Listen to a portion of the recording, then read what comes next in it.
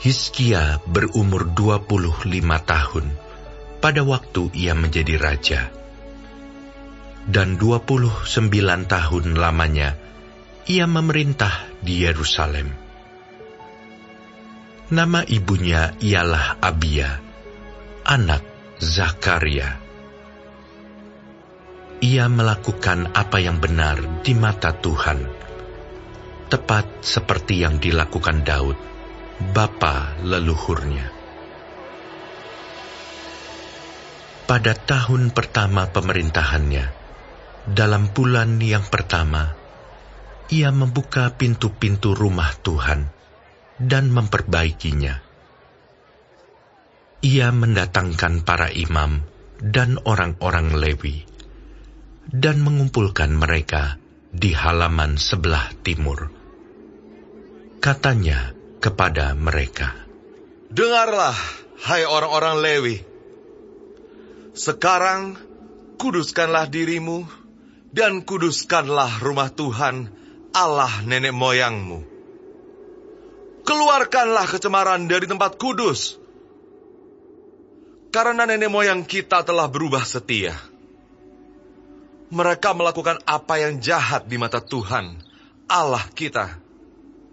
Telah meninggalkannya, mereka telah memalingkan muka dari kediaman Tuhan dan membelakanginya. Bahkan mereka menutup pintu-pintu balai rumah Tuhan dan memadamkan segala pelita. Mereka tidak membakar korban ukupan dan tidak mempersembahkan korban bakaran bagi Allah orang Israel di tempat kudus. Sehingga murka Tuhan menimpa Yehuda dan Yerusalem. Ia membuat mereka menjadi kengerian, kedahsyatan, dan sasaran suitan seperti yang kamu lihat dengan matamu sendiri. Karena hal itulah nenek moyang kita tewas oleh pedang, dan anak-anak lelaki, dan anak-anak perempuan kita, beserta istri-istri kita menjadi tawanan. Sekarang, aku bermaksud mengikat perjanjian dengan Tuhan, Allah Israel, supaya murkanya yang menyala-nyala itu undur daripada kita. Anak-anakku, sekarang janganlah kamu lengah, karena kamu telah dipilih Tuhan untuk berdiri di hadapannya, untuk melayani Dia, untuk menyelenggarakan kebaktian, dan membakar korban baginya." Lalu bangunlah orang-orang Lewi itu, yakni dari Bani Kehat, Mahat bin Amasai, dan Yoel bin Azaria. Dari Bani Merari, Kish bin Abdi, dan Azaria bin Yehaleleel. Dari orang Gerson, Yoah bin Zima, dan Eden bin Yoah. Dari Bani Elisafan, Simri dan Yeiel. Dari Bani Asaf, Zakaria dan Matanya. Dari Bani Heman, Yehiel dan Simei. Dan dari Bani Yedutun, Semaya dan Uziel. Mereka mengumpulkan saudara-saudaranya dan menguduskan dirinya.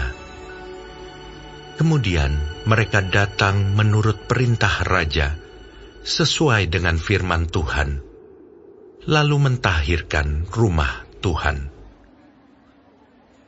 Sesudah itu, masuklah para imam ke bagian dalam rumah Tuhan untuk mentahirkannya.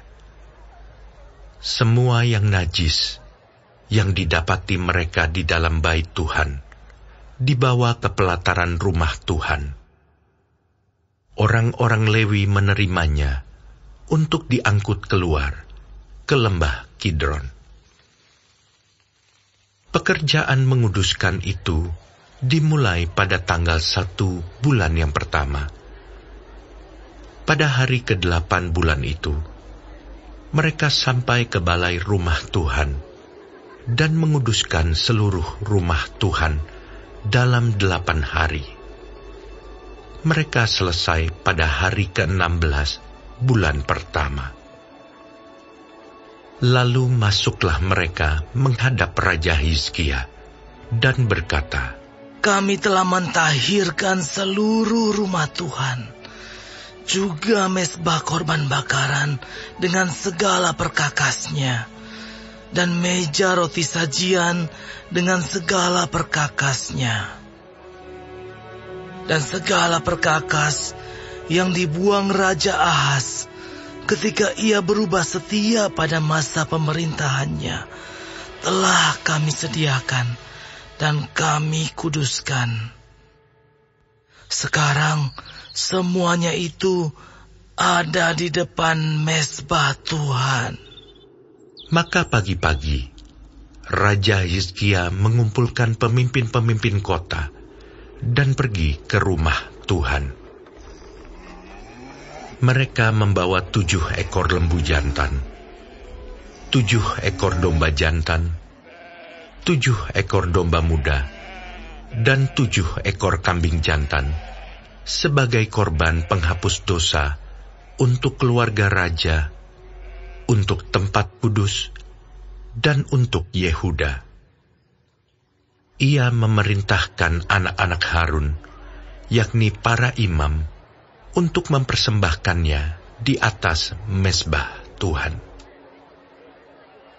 Lalu mereka menyembelih lembu-lembu itu. Para imam menerima darahnya dan menyiramkannya pada mezbah. Kemudian mereka menyembelih domba-domba jantan dan menyiramkan darahnya pada mezbah. Sesudah itu, mereka menyembelih domba-domba muda dan menyiramkan darahnya pada mezbah. Selanjutnya mereka membawa kambing-kambing jantan yang akan menjadi korban penghapus dosa ke hadapan raja dan jemaah.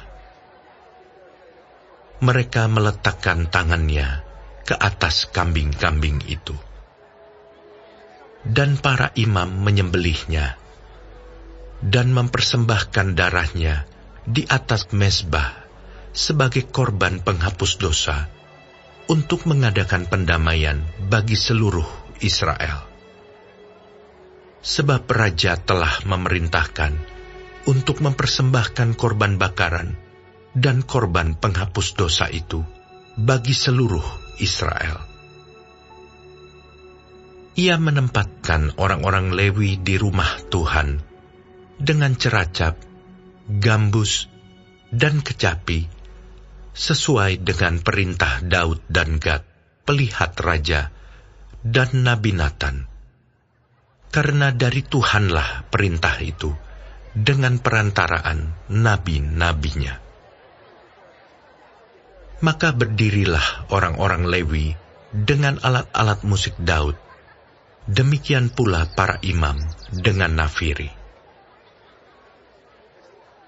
Lalu Hizkia memerintahkan untuk mempersembahkan korban bakaran di atas mezbah. Pada saat persembahan korban bakaran dimulai, mulailah pula dinyanyikan nyanyian bagi Tuhan dan dibunyikan nafiri dengan iringan alat-alat musik Daud, Raja Israel. Seluruh jemaah sujud menyembah sementara nyanyian dinyanyikan dan nafiri dibunyikan. Semuanya itu berlangsung sampai korban bakaran habis terbakar. Sehabis korban bakaran dipersembahkan, raja dan semua orang yang hadir bersama-sama dia berlutut dan sujud menyembah. Lalu Raja Hizkia dan para pemimpin memerintahkan orang-orang Lewi menyanyikan puji-pujian untuk Tuhan dengan kata-kata Daud dan Asaf, pelihat itu. Maka mereka menyanyikan puji-pujian dengan sukaria lalu berlutut dan sujud menyembah. Kemudian berbicaralah Hizkia. Sekarang kamu telah mentahbiskan dirimu untuk Tuhan. Mendekatlah dan bawalah korban-korban sembelihan dan korban-korban syukur ke rumah Tuhan.